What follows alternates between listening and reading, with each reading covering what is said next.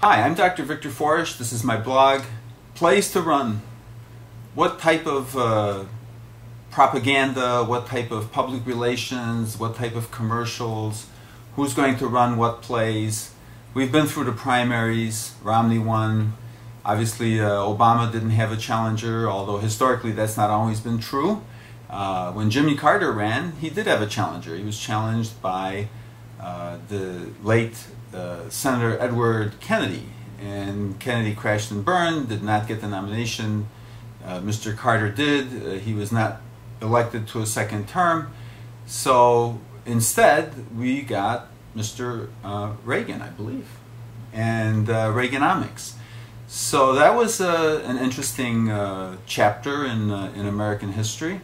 And now we're going to turn the page onto another election cycle. We're going to be we are in the 2012 general election cycle, and already the fur is flying. And already the people are starting to align themselves with the stars and trying to define their opposition, and they're running different kinds of plays.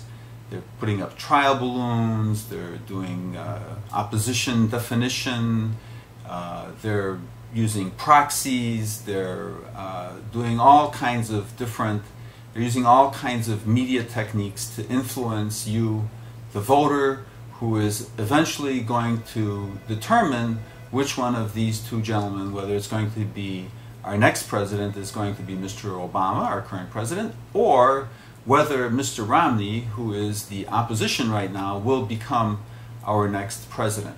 The choice is yours and mine. And that's a hard thing to choose between these two men, because on the one side we have someone who we already like, and we've already voted for him in record numbers. Hundreds of millions of people went to the polls, or tens of millions, and most of them last time voted for Mr. Obama. He was running at that time against Mr. McCain. Now he's running not as the candidate of hope and change, but as the candidate of moving forward. Mr. Romney would like to ask him why he wants to move away from hope and change, because he feels that he didn't bring much change to the American political scene. And so he wants him to account, whereas President Obama wants to move forward. At the same time, he wants Mr. Romney to account for things he did in the past. So both campaigns are looking forward and looking back at the same time. Now that might sound confusing to you as the electorate, but it shouldn't be, because life is a continuum. We have a rapidly expanding past. There is no tomorrow. We just have today and hope that there will be a tomorrow. We know that there's a rapidly expanding past. So if you remember, there is no future, there's only the present and a rapidly expanding past. Our candidates are trying to have us look to the past and look to the future.